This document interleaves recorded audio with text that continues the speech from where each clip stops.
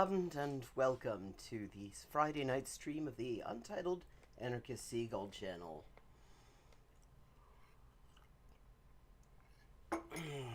You hearing me okay?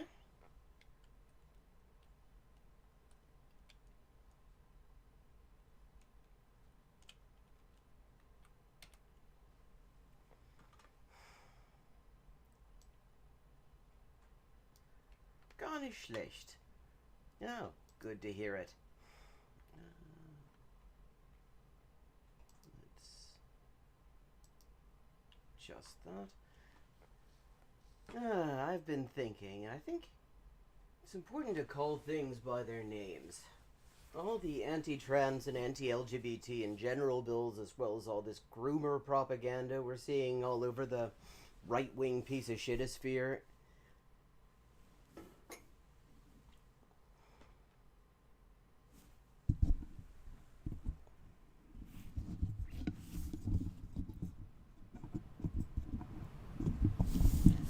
How about now?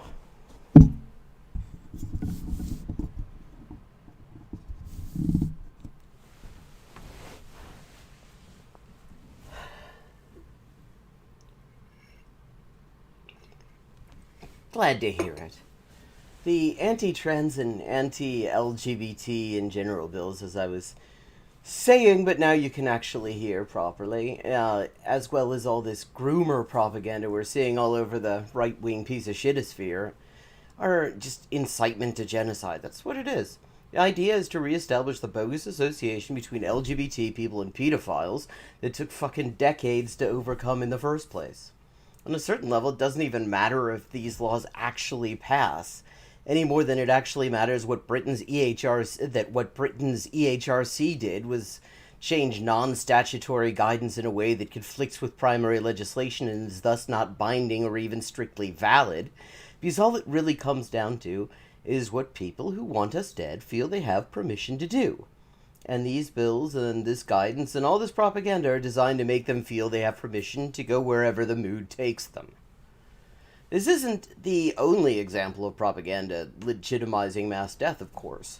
The incessant propaganda from the media and both wings of the ruling U.S. duopoly, justifying the regular terror killings of BIPOC people, are another notorious example, as is the current propaganda about how we need to live with the virus and how super spreader events are a good thing, actually. Should go without saying that in the face of threats like this, all forms of struggle become legitimate, as Chile's Miguel Enriquez once put it.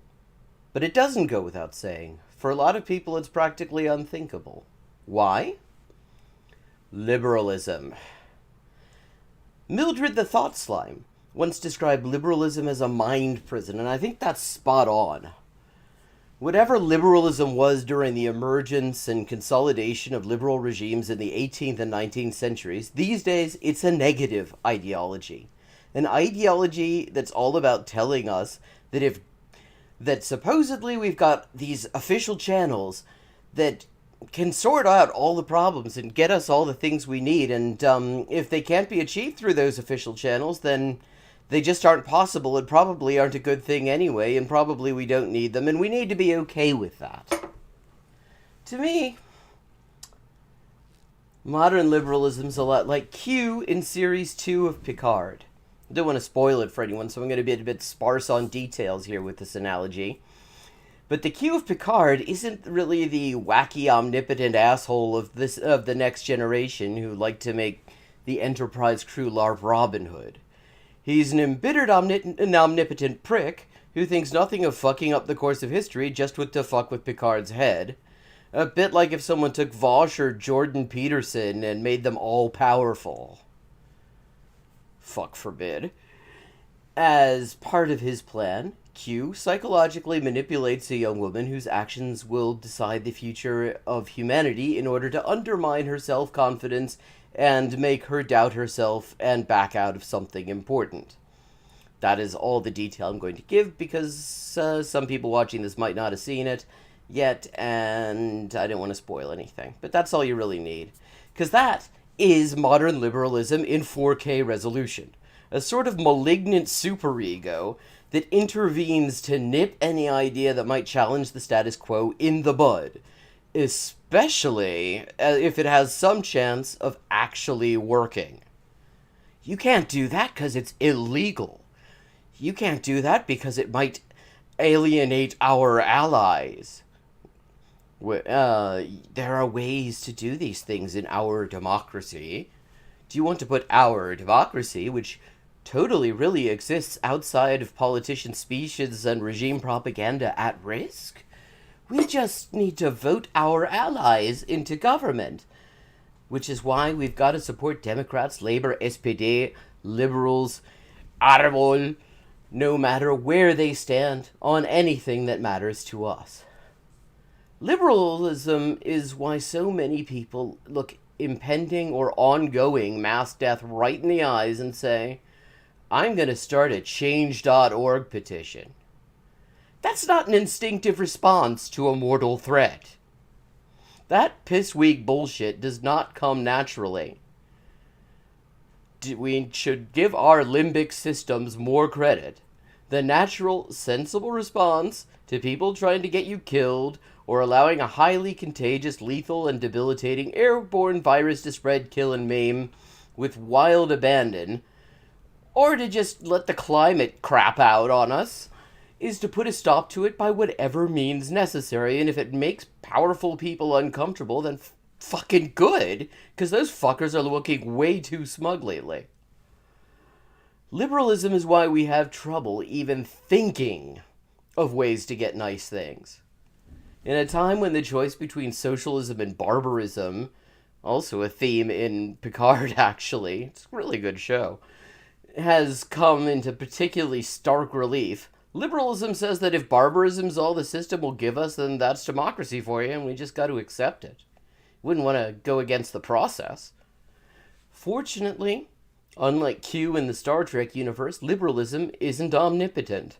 We don't have to come to terms with it. We can overcome it, and we fucking need to. Too much depends on the struggles we face today to fuck around with online petitions and phone calls to the elected representatives of the ruling class. We can take back the confidence and self-respect that liberalism steals from us.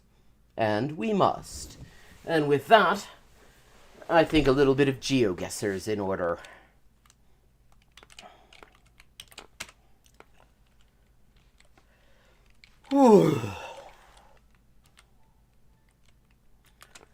Okay, let's see where it takes us today, huh? Okay, not North American suburbia, certainly. Looks kind of German, actually.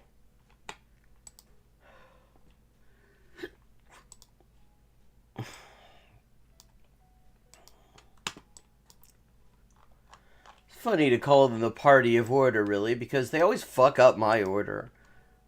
I keep saying I want communism and universal fucking healthcare and the cops to stop killing and existing and stuff.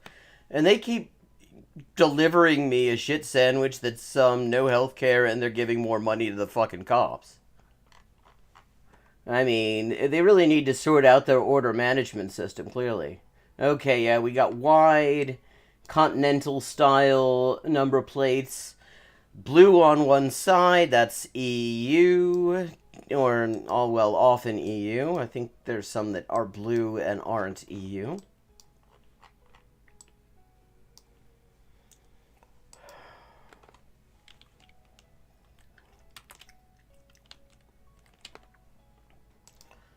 Okay.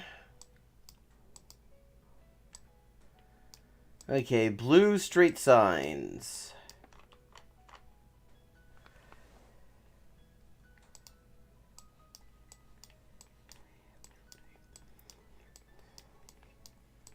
Thought I saw blue street signs anyway.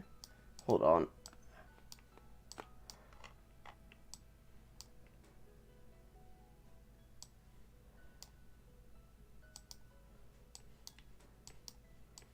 No, that's German.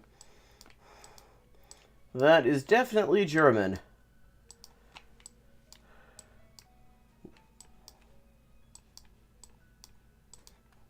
Although it's not letting me get a decent look at that particular street sign, but it was definitely a German street sign. Kleiderspende, yeah, we're in the German-speaking world. We're in the Deutsche Sphere.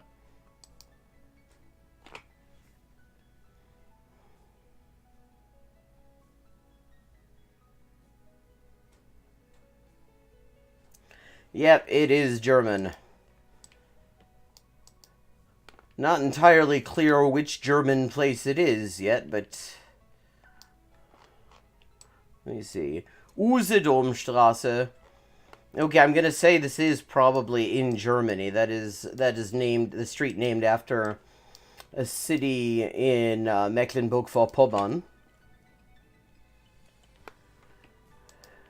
I'm guessing BRD.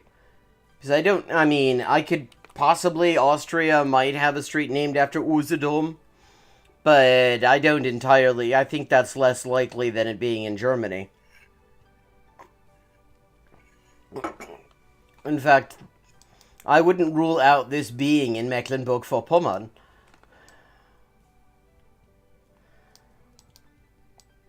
Although not really enough swastikas to really be Mecklenburg-Vorpommern, so maybe not.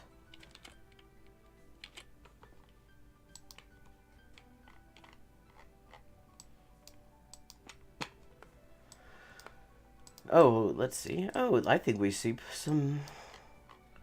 Oh no, that isn't graffiti, that's somebody's head. Pixelated. Nakbo.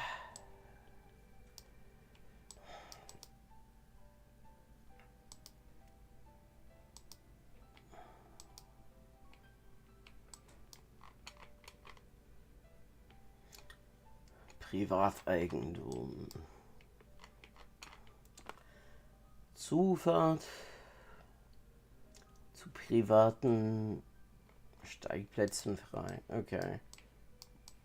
Okay, this is one of those wonderful crescents back. Okay, still Usedomstraße. Does not really... Pretty much every city in Germany has streets named after different cities in Germany. And Austria and fucking Switzerland, Luxembourg as well. Okay.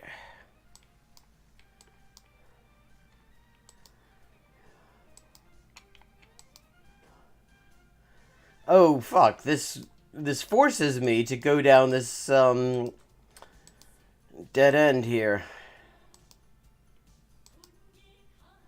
Now that's another sign it's Germany. All this pixelation.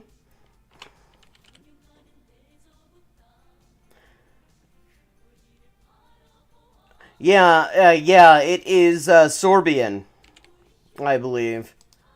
Practically all the names in the northeast of Germany are actually Slavic names. I mean, that's how you get so many names with in on the end. Schwerin, Berlin, Köstrin. Or Itz, which is Itze in Polish or Sorbian.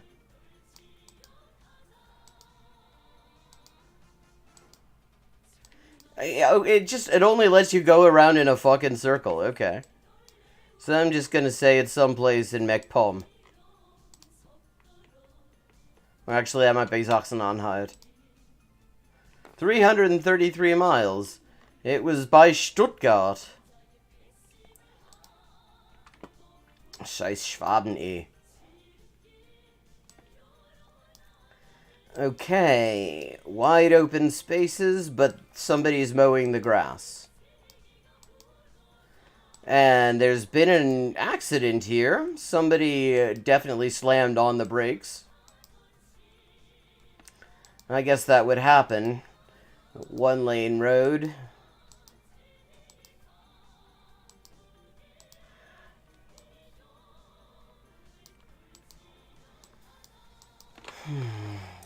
Okay. We're in some sort of forest. Is that... No, that's not a hunting hide. That's somebody's back garden, I think. Yeah, okay. There's a regular suburban-ish house there. Looks kind of North American. Oh shit, you did? Okay, we're backing up.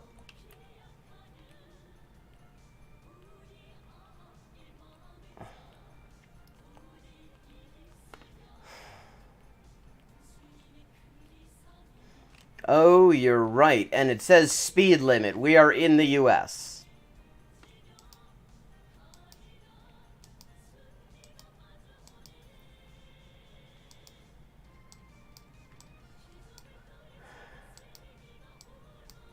Okay. Not really. Okay, yeah. I mean, this is another trip to US suburbia. Oh, hold on. That's... No, that's just somebody's yard. Thought it might be some kind of market stand or something like that, and there might be some local product.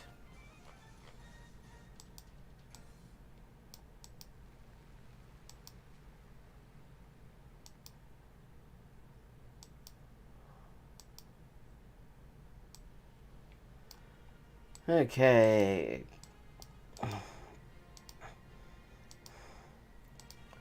Got 2 lanes. Yeah, this is Exurbia. We're in the exurbs. We're in the Xurbs. These are the Xurbs.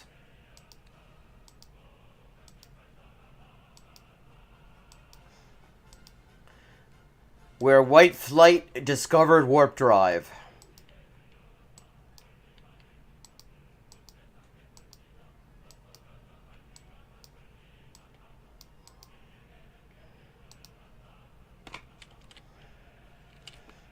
Okay, now we're on something resembling a main road.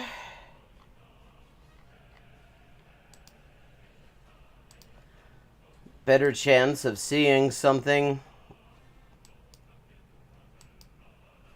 What, burning each other at the stake?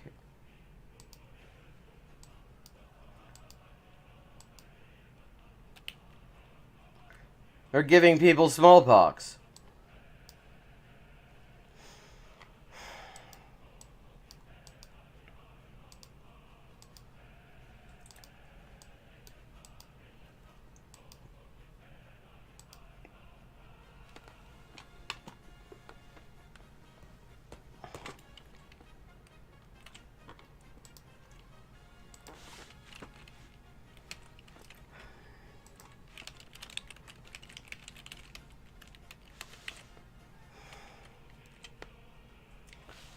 Oh,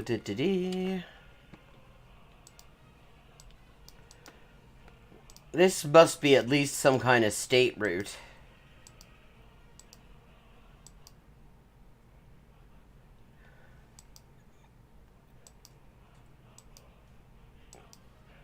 Well, whatever fucked up shit that the dunking stool, wasn't that the Pilgrims thing? They had some fucked up way of killing each other.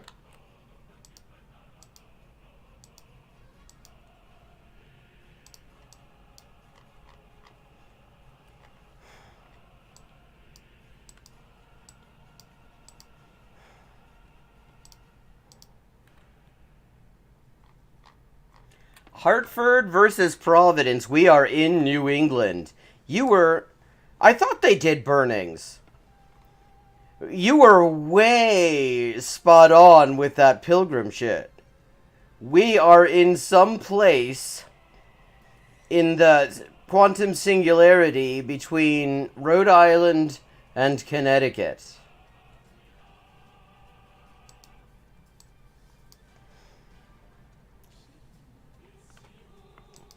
Just going by fucking surface area, Connecticut seems likely. Yeah, okay. We're on Killingly. Great name for a town. So we're on a Hartford-Providence road. That might be the 4-4 there that turns into... Nothing in particular?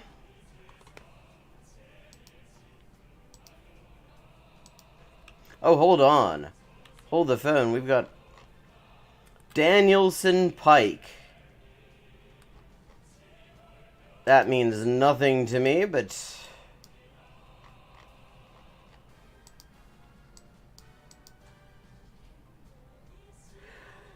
Yes, and yet here we are.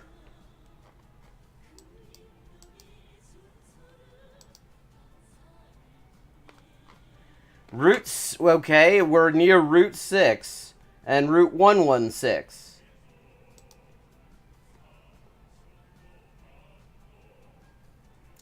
And what do you know? See, Danielson. Where, okay. Okay, if there's a place called Danielson, there must be a Danielson Pike nearby. Okay, and what was that, 111? 116. So we're at 6 and 116.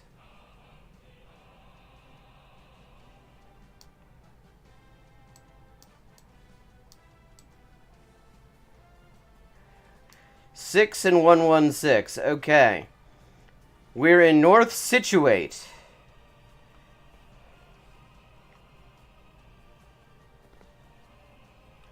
I don't think we're in Connecticut. I think we're actually in Rhode Island.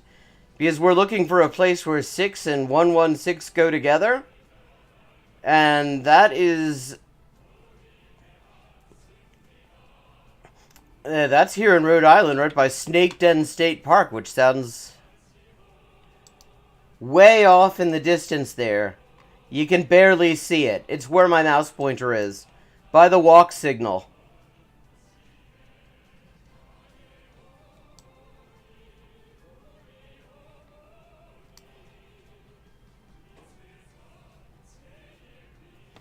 Oh.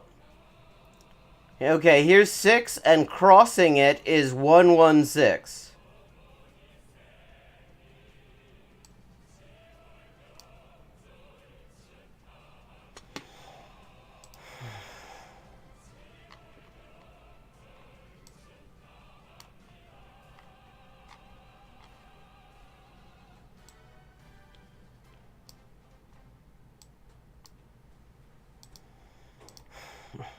.1 miles.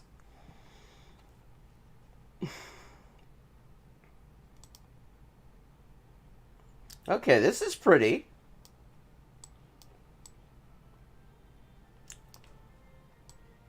Construction looks kind of North American. No, definitely not North American. We've got round speed limit signs.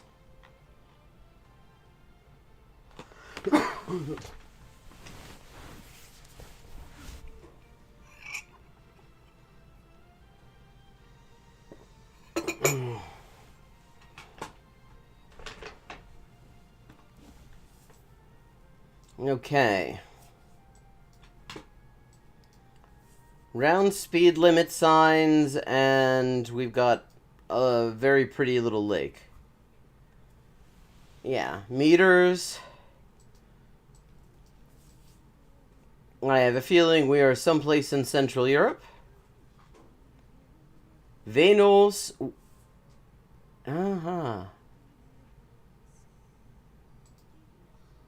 Northern Europe, more like.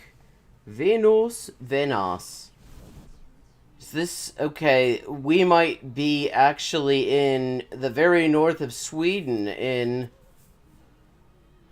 oh, that style? Yeah, and it's not Swedish and Finnish. It's Swedish and Sami. That is Sami. So we're way up north, and I'm pretty sure we're in Sweden. That style of speed limit sign with those 3 lines across it means that that zone just ended. When you see 3 lines across it on one of these international traffic signs, because it's the only language spoken in a place where there's that A with the little round bubble above it that has a W in it. No W in Norwegian, no W in Danish, no W in Finnish, but there are lots and lots of W's in Sami. So we're up someplace in Sami country. We could also be in Norway, but we're not in Denmark.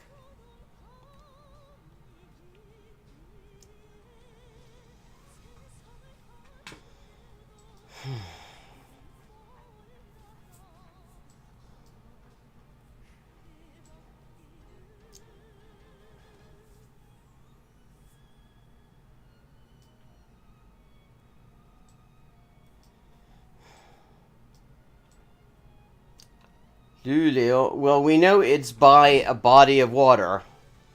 But that's useless information in Scandinavia. Because there are bodies of water everywhere. It's like fucking Minnesota.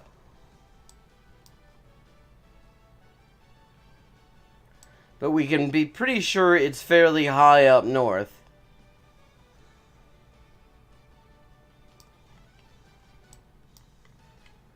And the lack of a Finnish place name... What's called a ring? Oh, the thing above the A. Ah, cool. I never had a name for that. Now I do. Nice to have a name for it.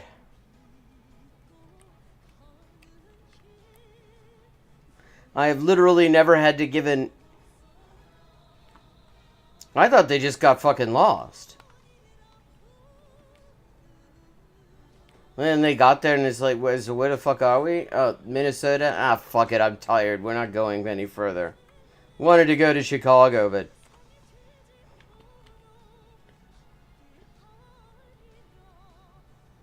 Pajala. Rösvik. Engam.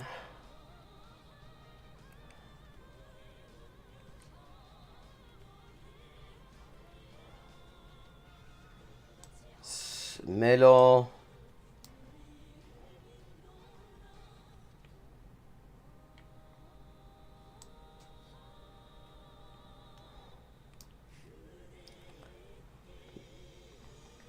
Norway ended up with a... how the hell did Norway end up with the entire top of Scandinavia?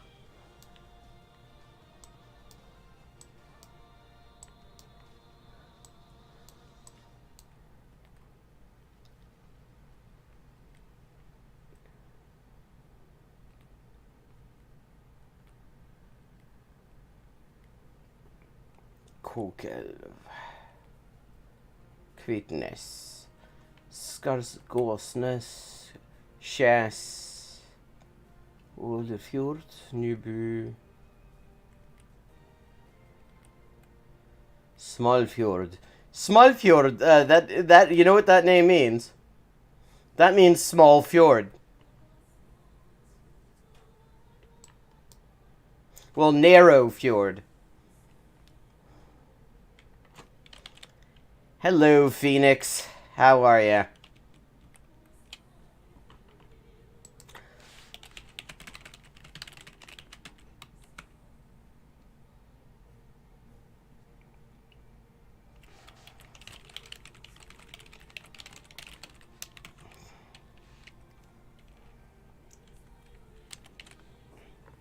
Okay.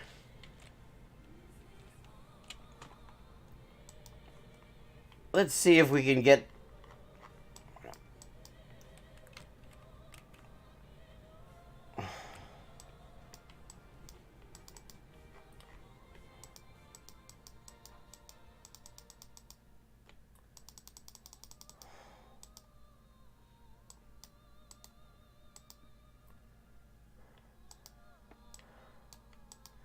Let's see what we see when we get up to Venus.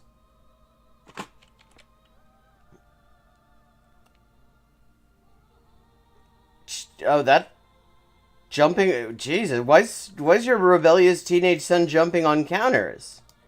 What's on those counters?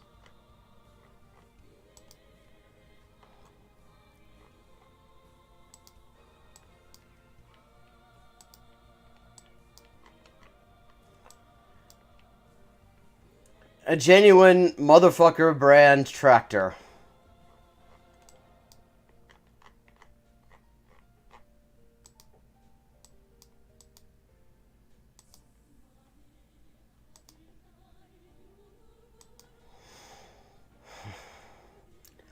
Oh, okay. I was like,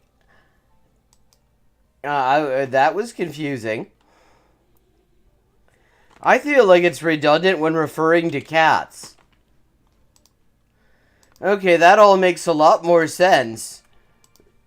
It's like, what's going on over there?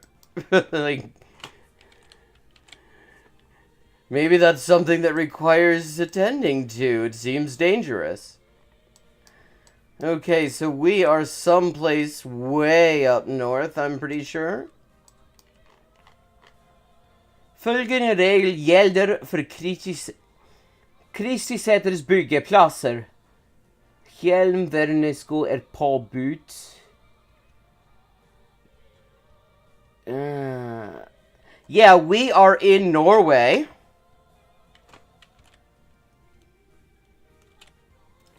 We are definitely in Norway. That is Norwegian.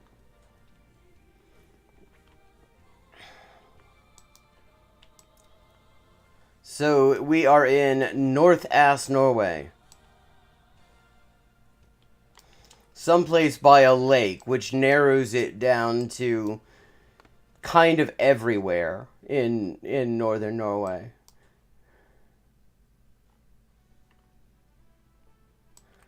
Narvik Storfjord.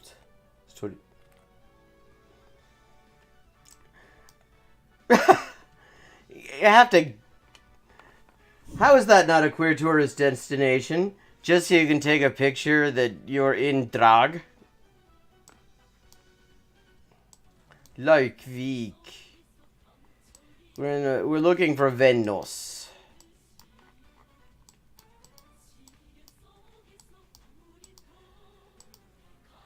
We're looking for some indication of where the hell Vennos is, apart from the fact that it is clearly Sami Norwegian bilingual. Which means it's way up north. There's still a lot of little places way up north.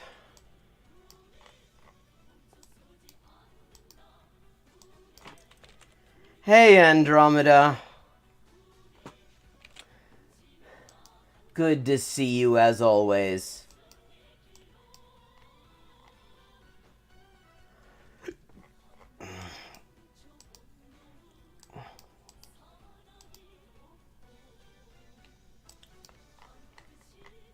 Yeah, here we are. Yes.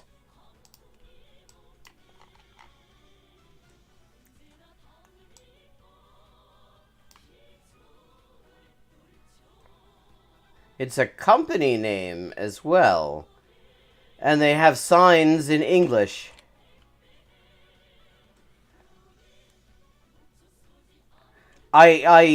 That was a reference beyond that Alaska is also a very northern place.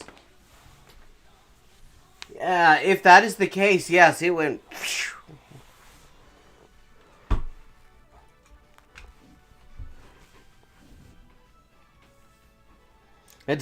It went over my head like it's a public health measure and I'm Walensky. Okay. We're gonna find out about this company Winnas.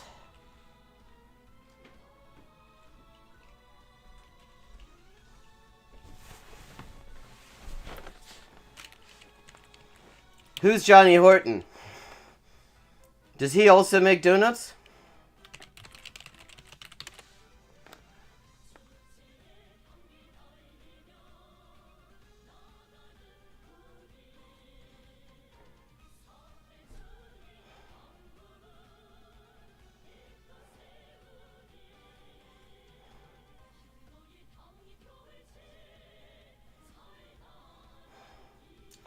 Okay. That was not as enlightening as I would have hoped. But the central warehouse of something, that suggests it's not too far north. Well, yes, it definitely isn't too far north.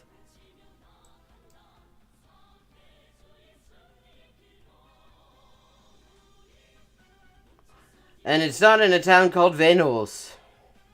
It's in a town called Vol.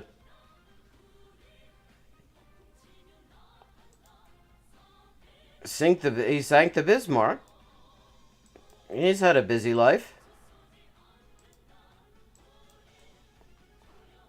Okay, that looks like McMansion hell to me. But I think those are council bins.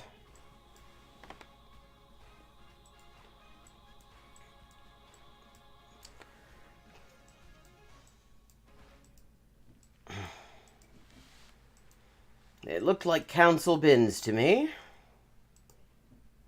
Oh, okay, more council bins. Property of Harrison Township. Okay, we're in North America. Trouble is that they've got townships in Canada, too.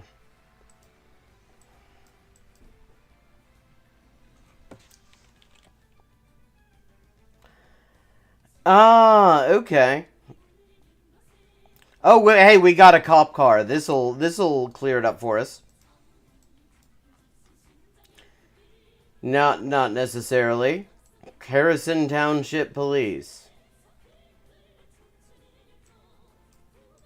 I mean, we got townships over here in all the former Northwest Territory areas. Ohio, Illinois, Michigan, Indiana. They were divided into townships before they were divided into states. This is the shit that they taught us in 8th grade.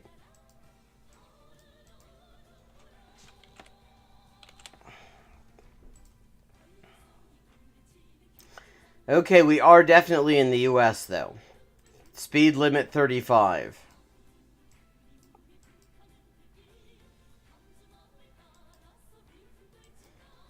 Oh, in Ohio, we definitely have some very uncivil townships.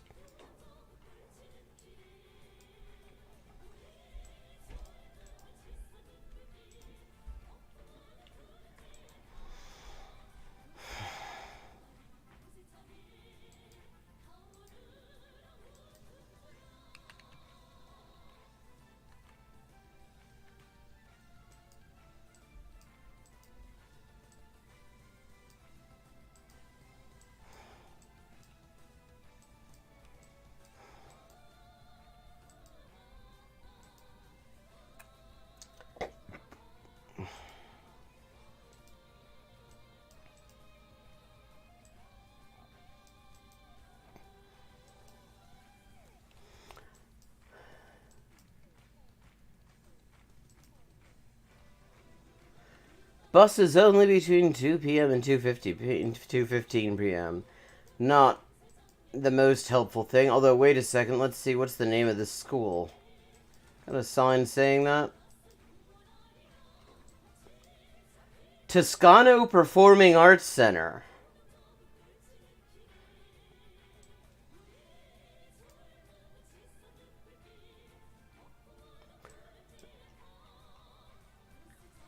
Harmony Fire Company, 856.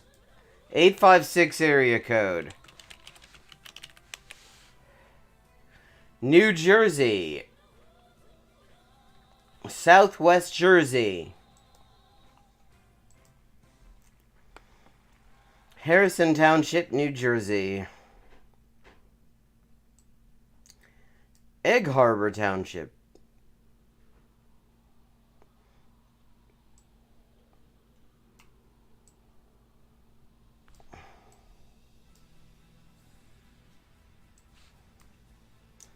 Yeah, you were.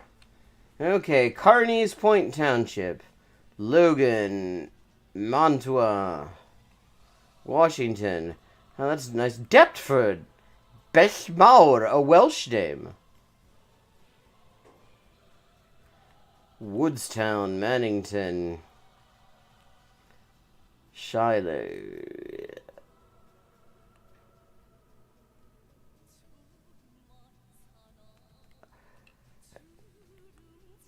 Well, that doesn't matter.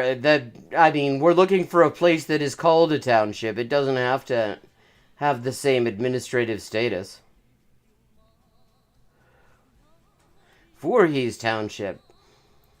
That's where Jason retired. Tabernac.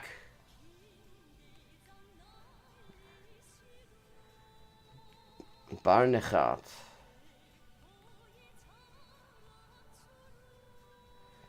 Pennsauken Township. Ramblewood. Neat name, that. Cinnamon Sun.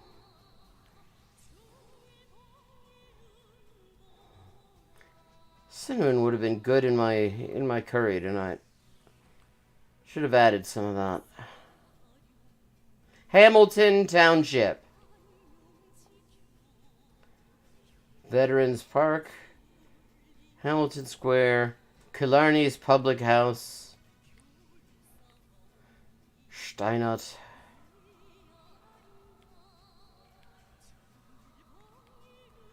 Grounds for Sculpture. Rat's Restaurant? That sounds wonderful. Oh shit, you're right. That is Hamilton, not Harrison.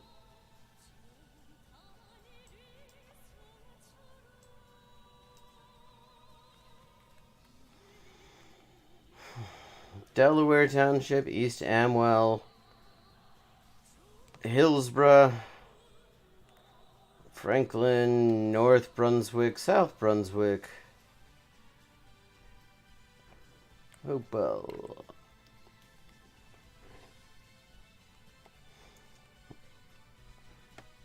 Yes, but only one of them has a horrible musical named after him.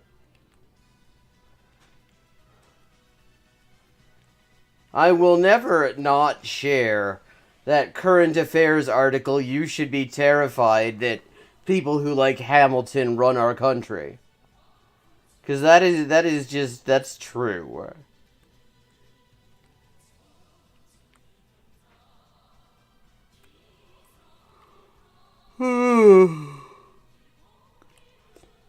Peapack and Gladstone.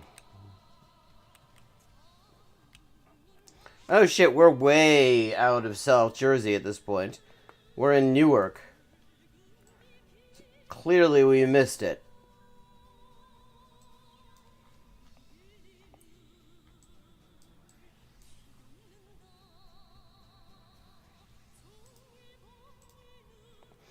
$13 anyway. And if we're on 5 of 5. Getting a Japan vibe here.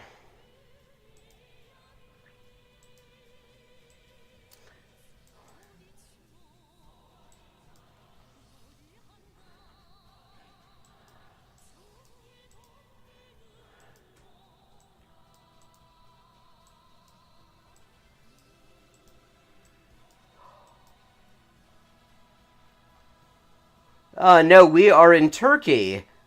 Dikkat köpek var. Be careful, a dog exists. Garaj kapısıdır, önüne ve karşısına park etmeyiniz. This is a garage entrance. Don't park in front of it or opposite it. Okay, we are in Turkey. Yes, that's what it means, but what it says is, there is a dog.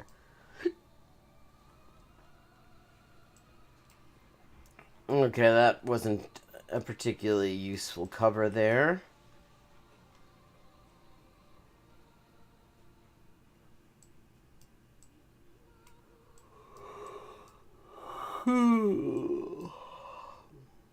Tekyun.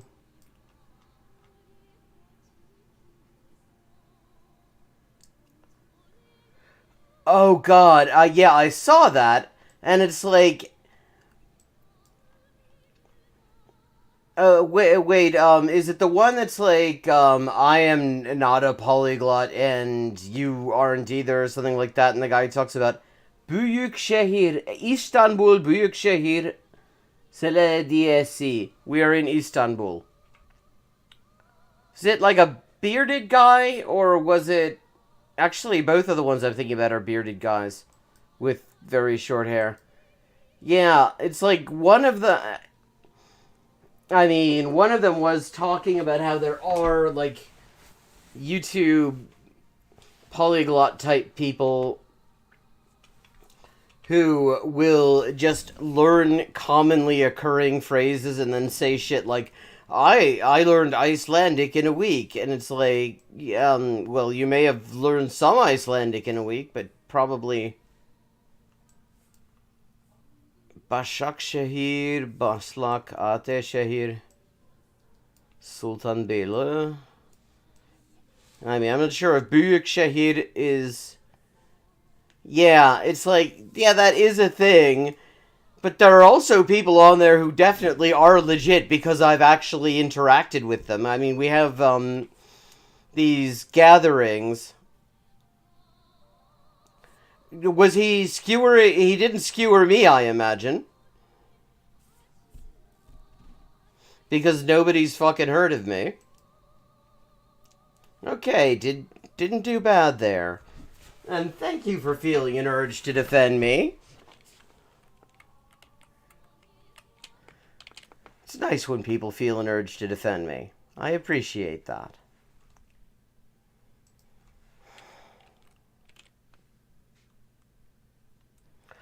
Oh, okay. Wait, did you post in the comments or something?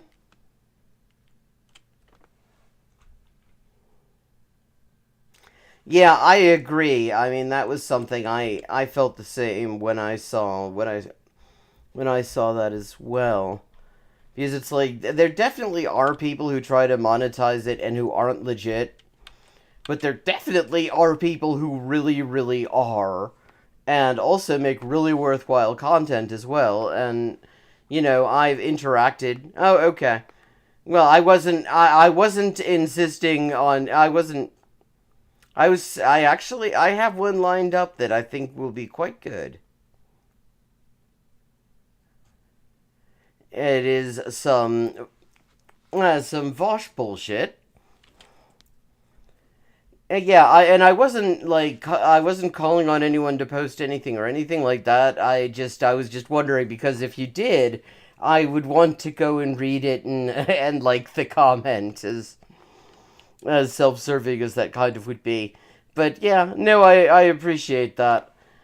It's like, I mean, if you go to these like polyglot gathering, polyglot conference, I mean, you meet some pretty impressive people language-wise. Whether you're new to the world... Shitballs. Okay, that's right. Now, fucking... That's not all. What? Page 296. Okay. This is Vosh having a go at Muppet. So, they're both... Yep. Yes, he is. He's the less polished version. So let's see. Okay, this starts in medias res, I see. That's not all. What? Page 296. What? He could be reading from any book right now, right? He could be reading from Harry Potter. He could be reading about the Sorcerer's Stone or something. In fact, hey, look at the title of the video. He's Muppet.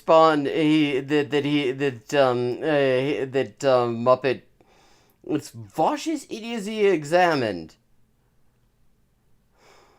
Thing. And that's not all. Look at this, you know? Harry looked into the mirror and saw his parents.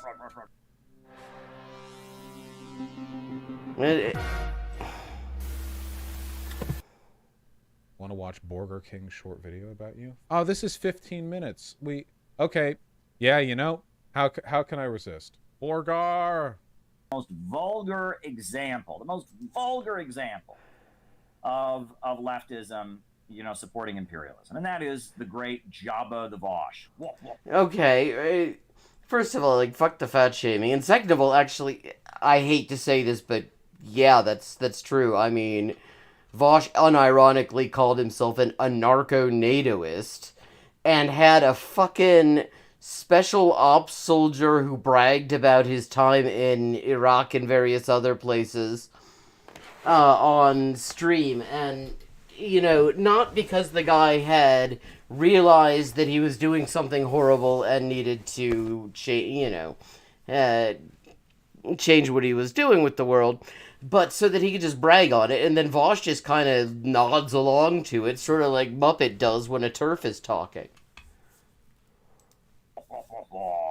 Russia is imperialist. I love the SF battalion. That's me. I sound like that. We're going to talk about the great job of the Vosh. We got 2 clips of here. I'm sorry to have to do this to you, to show you clips of Vosh. This is gonna. I happen to have seen clips of this. This is less bland because the Muppet went full on Skeksis. We've got 2. Who started the Jabba the Vosh thing, by the way? I do think it's funny that somebody who looks like Caleb Muppet... The thing that's most I feel kind of bad making fun of Caleb Muppet's appearance because it just seems to be because you shouldn't fucking do that. Kind of unchangeable. Like I don't know if there's anything he could do. You know what I mean? 2 very short clips here, and this shows you 1 how Vosh thinks, which is probably the most important thing. 2 how Vosh lies and how he's inaccurate, and True. 3. Ooh, well, and so, I mean, no lie detected there. I mean... where we're at. I mean, this is the guy who's been propped up as the voice of socialism. They've had him on the Hill, Hill Rock. Jesus Christ, the Hill sucks, really. I mean, that's worse than they on the Hill? For fuck's sake. God, the Hill sucks. They've had him on there. Wait, when have I been on the Hill? Oh, okay, maybe he hasn't been. Although they're both full of shit, it is literally not easy. Okay, let's find this out. Was Vosh on the Hill?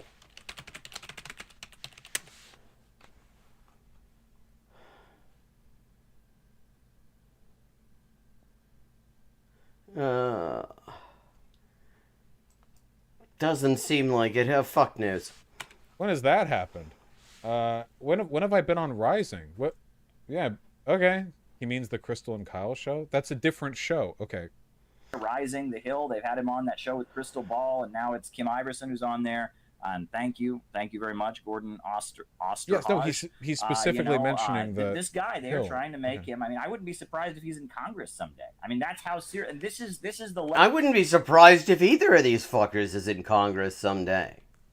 Level of intellectual depth that the pro-imperialist socialist Jabba the Vosh, Beverly Hills child of rich Hollywood parents who supports the Azov Battalion and has a history of strange comments. Oh well, I'm going to be very interested because I wouldn't be surprised if that was actually if there were receipts for that. But I want to know, is Vosh going to go and deny that outright and say he doesn't, or is he going to say or is he going to double down? I mean, I don't know for sure, although other things he's said makes me think that is actually not implausible. Comments about child. This is him. But I'm opposed to it. So he's like he didn't like those. Talking about our conference. 2 clips of him. The first one I'm going to show you. This is Vosh. He plays a clip from my speech at the conference that someone audio recorded. Somebody who came to the conference audio recorded it. And he plays the clip of me talking and reacts to it. And I want you to pay very close attention to how this goes. Oh god, this is getting really fucking meta. Right? MLK Memorial made in China. So I'm reacting to Vosh, reacting to Muppet, reacting to Vosh, reacting to Muppet. The fucking layers of the fourth wall. We're on like 8 walls don't know now. Anything about that? Okay, Memorial. Doesn't China hate black people? All right, writing it down. But this is the first clip, and I want you to see here. This will show you how Vosh thinks, because this is very telling. This is Vosh reacting. Reacting to a clip from my opening remarks at the conference. Who's here, man? Oh, do we have a... It's me! Oh, okay, so here we go. We've got... And the layers are piling on. Here we go. We have Burger King himself, with just some audio, I suppose. Of the global capitalist system, and they did this by organizing the economy to serve public good and not the profits of a wealthy few. In the 1990s, when the Soviet Union fell, the USA loved Russia. Russia's economy was in collapse, and people were starving. Boris Yeltsin was Bill Clinton's buddy, and the USA and people were starving. Boris Yeltsin was Bill Clinton's buddy, and the USA... Yeah, okay, and all of that is true, actually.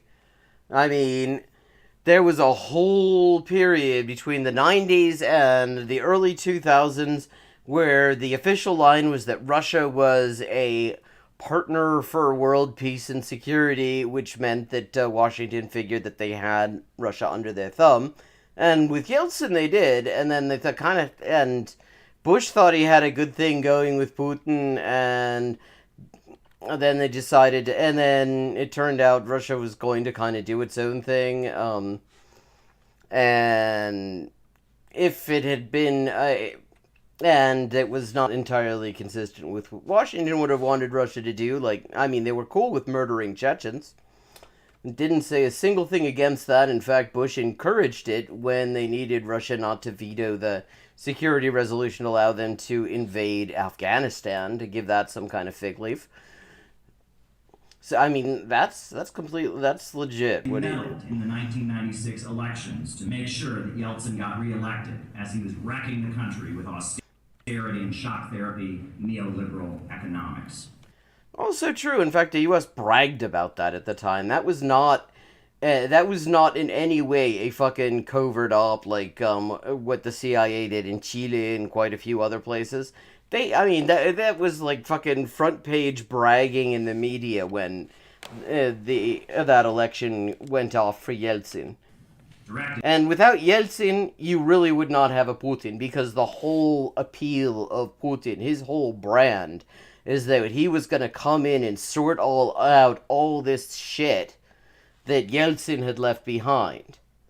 That was the whole thing, that he was going to go into Moscow and clean up the town, and that sort of thing. That was his appeal. You would not have Putin without a Yeltsin to create something for him to ride in on. And of course, by George Soros.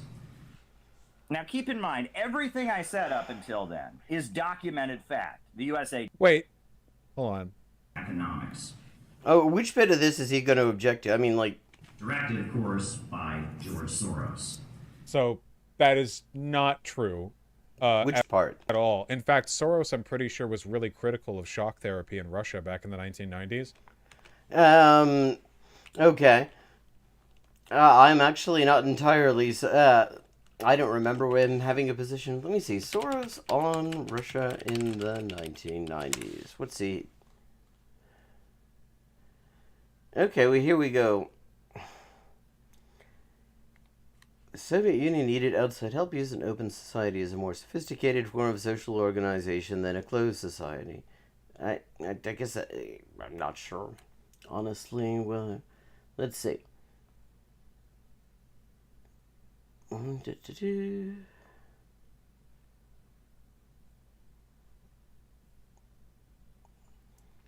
Okay. Yeah, he says he proposed something like a Marshall Plan, although the thing is, the Marshall Plan is not the great thing that it's often presented as.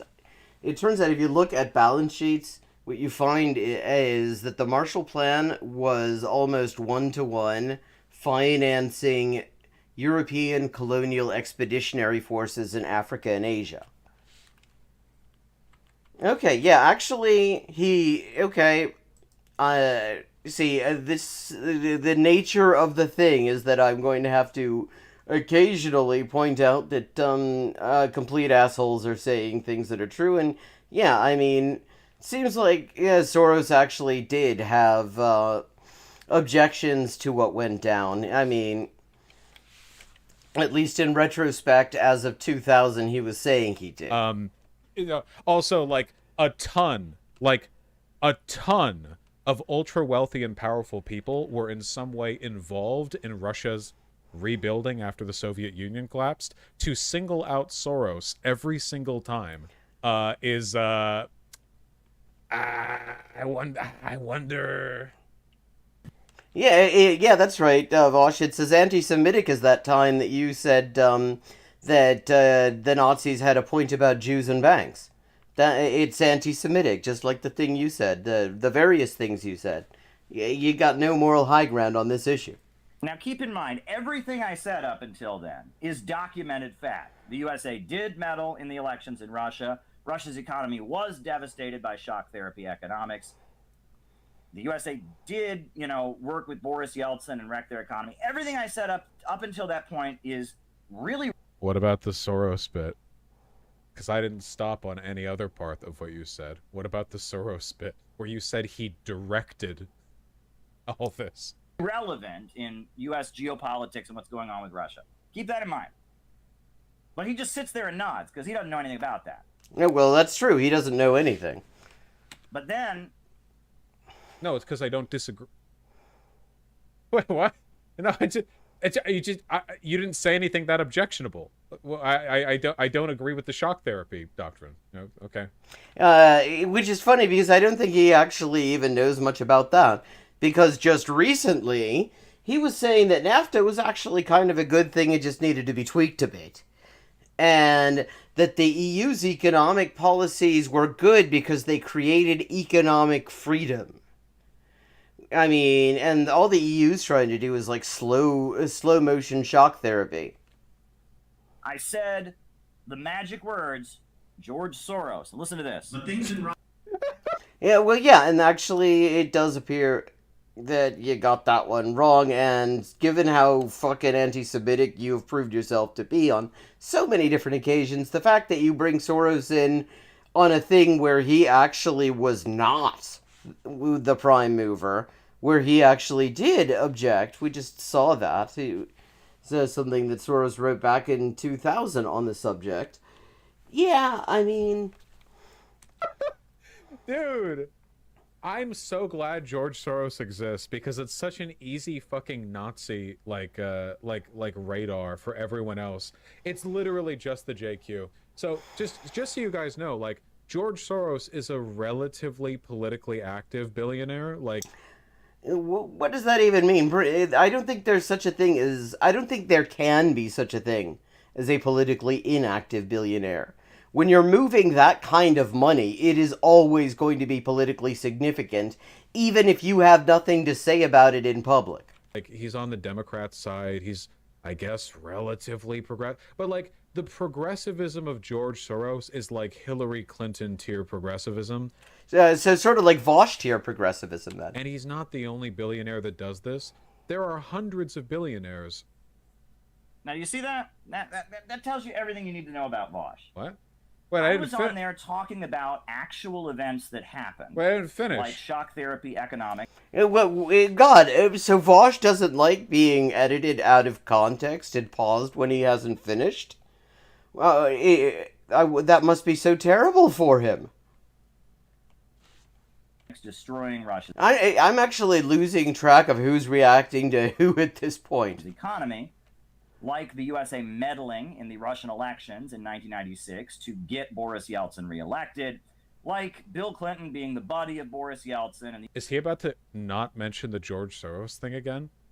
He mentioned the Soros thing just now. I mean, he didn't elaborate. He didn't actually attempt to back it up, but he did kind of... This is actually an incredibly powerful technique where you say three things that are right and one thing that is wrong and also anti-Semitic, and then... Yeah. When people take issue with the wrong and anti-Semitic thing, his response is to say, ha, you didn't even know about those other three things. And yeah, wow. I mean, and see, Vosh knows about these kinds of techniques. Vosh knows all about these fucking techniques because it's all he does. He doesn't actually know anything. Also, why are you disagreeing with these three things that I said? The USA getting along with Russia fine as long as their economy was in collapse and people were starving. I'm talking about actual facts. But then I said another actual fact, which is that George Soros was heavily involved. No, you said directed. He said... Wait, my crop or whose crop? Whose crop are we doing here? There's so many fucking crops at issue. Do I need to fix my crop?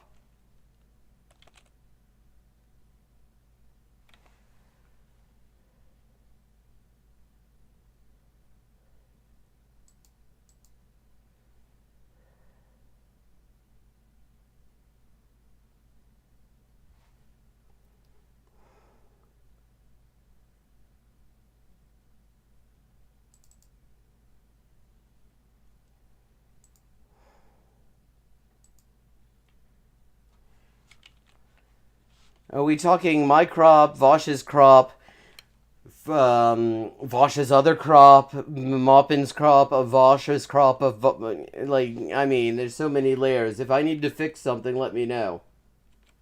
Directed, right? He didn't say heavily involved. First of all, his involvement...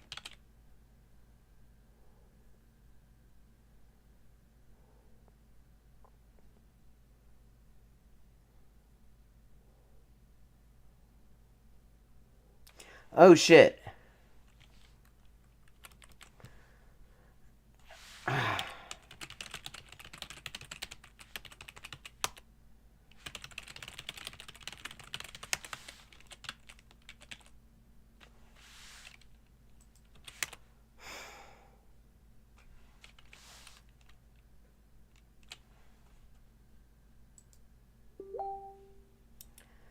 Okay, I think it has deconstipated itself.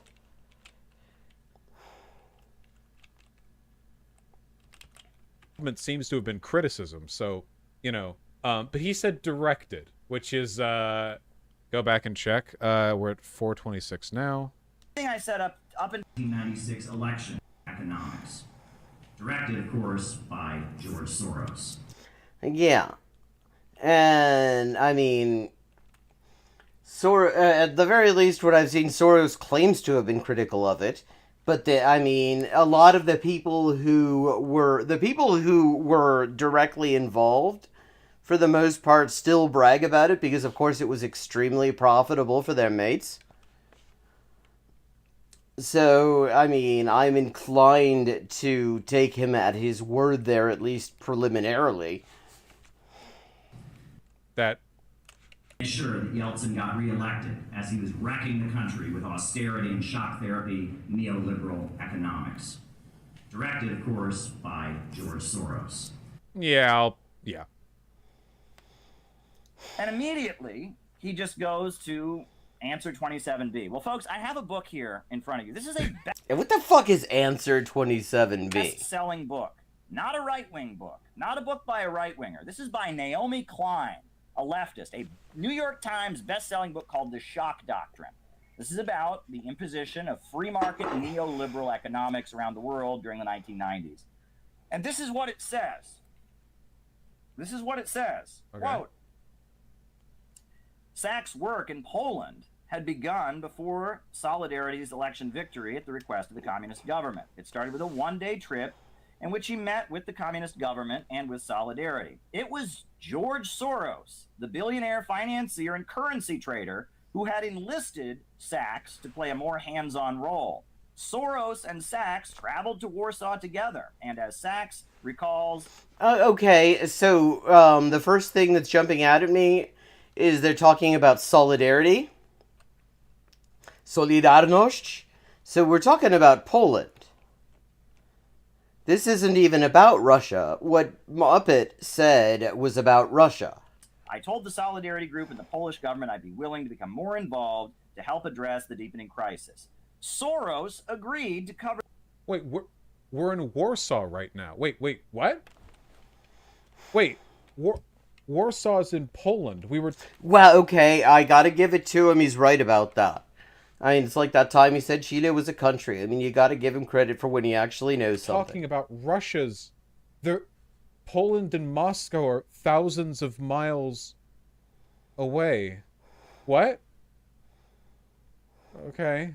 cover the costs for Sachs and his colleague David Lipton, a staunch free marketeer economist, then working at the IMF to set up the ongoing mission in Poland. That's not all. What?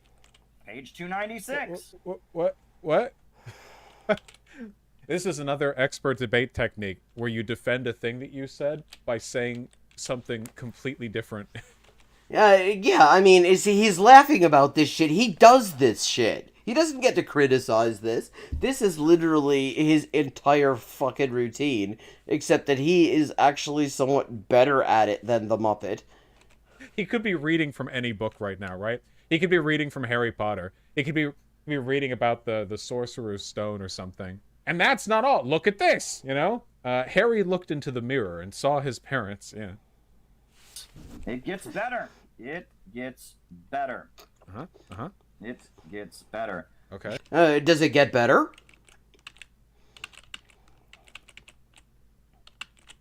George Soros, philanthropic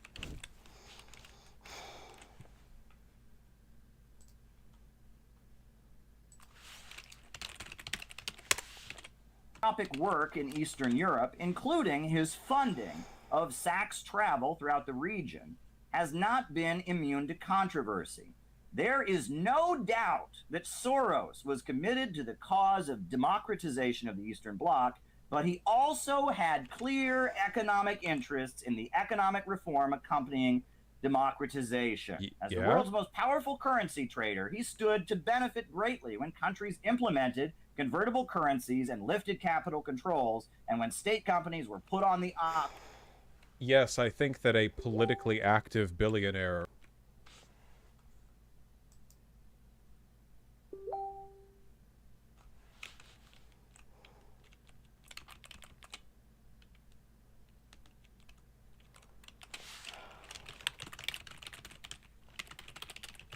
Apparently, okay,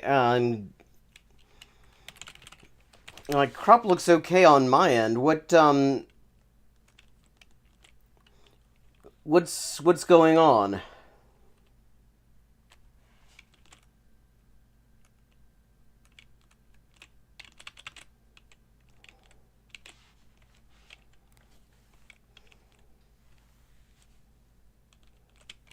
would probably have some investment in like a third of the planet opening up to capitalist markets.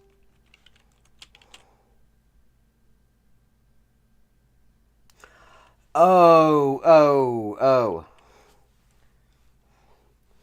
Yeah, it isn't really optimized for text.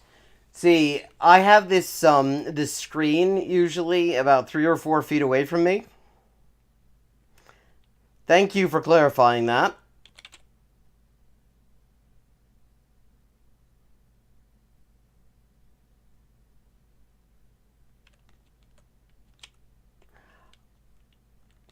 Oh, well, when it's on the YouTube though, the only thing that's actually being obscured there is the list of my playlist of reaction fodder.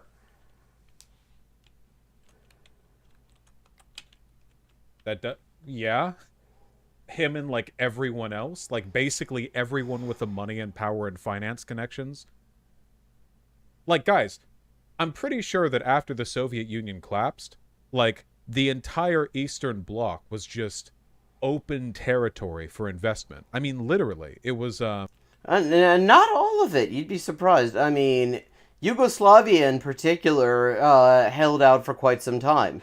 In fact, a couple of years after the U.S. bombed the shit out of Serbia and Montenegro in 1999, Strobe Talbot of the Clinton administration, former high-level Clinton staffer, I forget exactly what his title was, came right out and said that actually the real motivation there, they didn't give a shit about ethnic Albanians in Kosovo. It was because Milosevic was dragging his heels on imposing structural adjustment programs, which also kind of explains why amongst the various industrial targets that were hit, civilian industry was the last remaining independent cigarette factory in all of Europe. it was literally like hundreds of millions of people suddenly now just open to the ability to invest in capital markets. Oh yeah, we have a PDF of the shock doctrine right here. He takes a really long time to read everything. So Jeffrey Sachs is the person who Okay, I thought it was Jeffrey. George Soros is A couple of financing Jeffreys involved, here. weren't there? His travel around the Eastern Bloc after the fall of the Soviet Union. An American economist, academic, public policy analyst, and former director of the Earth Institute at Columbia University, he is known as an expert on sustainable development, economic development, and the fight against poverty. Okay, this guy literally just seems to be like an economist. So George Soros paid what? Literally just seems to be an economist. He is like a leading right-wing economist. Yeah, like there is no just an economist. The entire profession is dodgy as shit. Flight tickets of an economist traveling around the Eastern Bloc? This is the least sinister thing I've ever heard in my life. Yeah, of course it's the least sinister thing you've never heard of in your life because you don't fucking know anything, Vosh. Economists don't know shit about the economy. Their economic models only work when you don't actually test them against real life. And in fact, like standard economics textbooks specifically say you should be careful when testing and validating economic models that you don't test them on data that challenges them. I mean, economists are there to preach whatever the current economic orthodoxy is.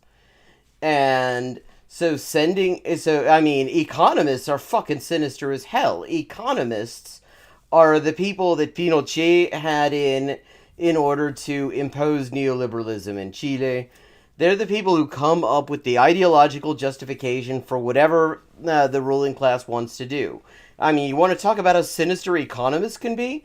One of the major proponents, one of the major ideological providers of the ideological justification for the total and utter lack of any kind of meaningful public health measures against the pandemic in this country is an economist called Emily Oster, who mostly writes parenting books that are basically, I mean, it amounts to parent your kids like Pinochet runs a country, at least in the economic level. Like, yeah, her whole idea is that the absence of data means the absence of any kind of a threat. So she advises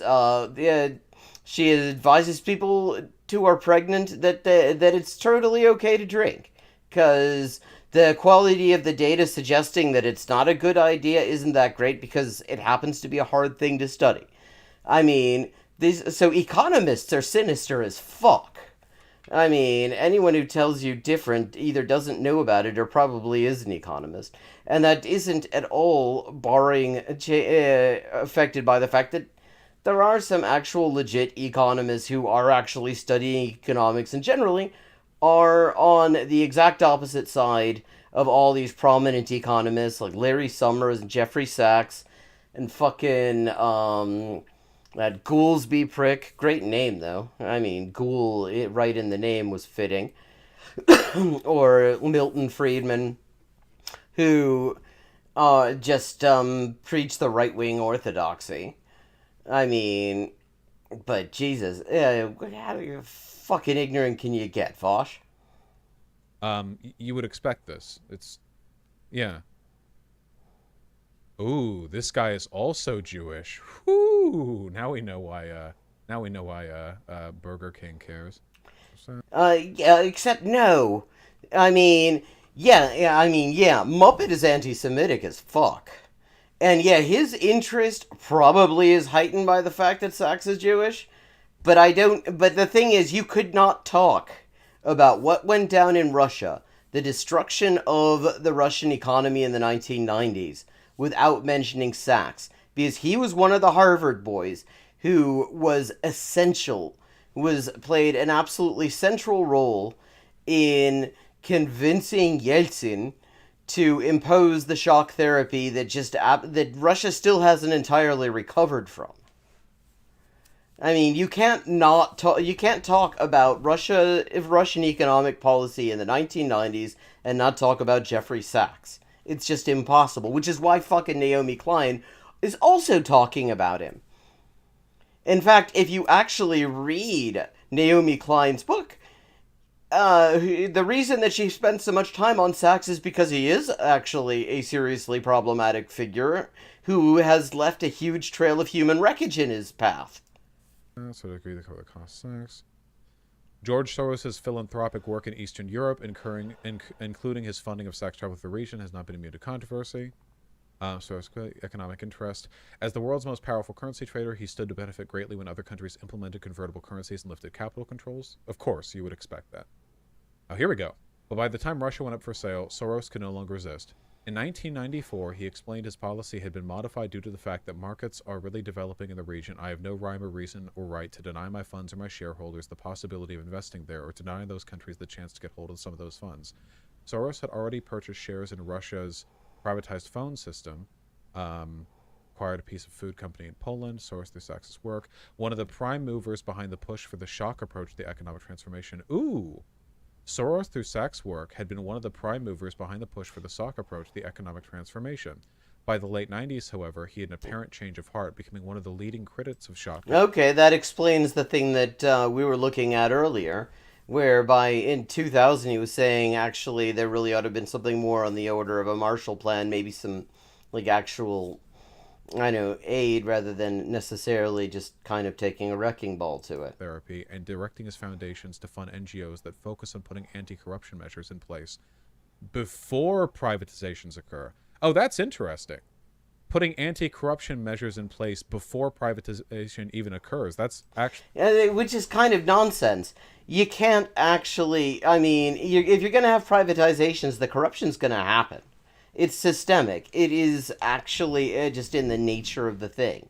You're putting a huge pile of money out there. You're going to have every dodgy fuck in the world who can get there and trying to grab it. And they will do whatever it takes to get it. And, that is how a lot of billionaires, like Richard Branson's entire fortune really is based on taking advantage of those sorts of privatizations. Actually, a surprisingly anti-capitalist perspective from a capitalist. That's not an anti-capitalist perspective. There's nothing anti-capitalist about that, you dickhead. Being anti-corruption is not anti-capitalist. In fact, actually, if you look at some of the prominent people who focus specifically on corruption, one example of that would be Putin. He branded himself as the anti-corruption guy.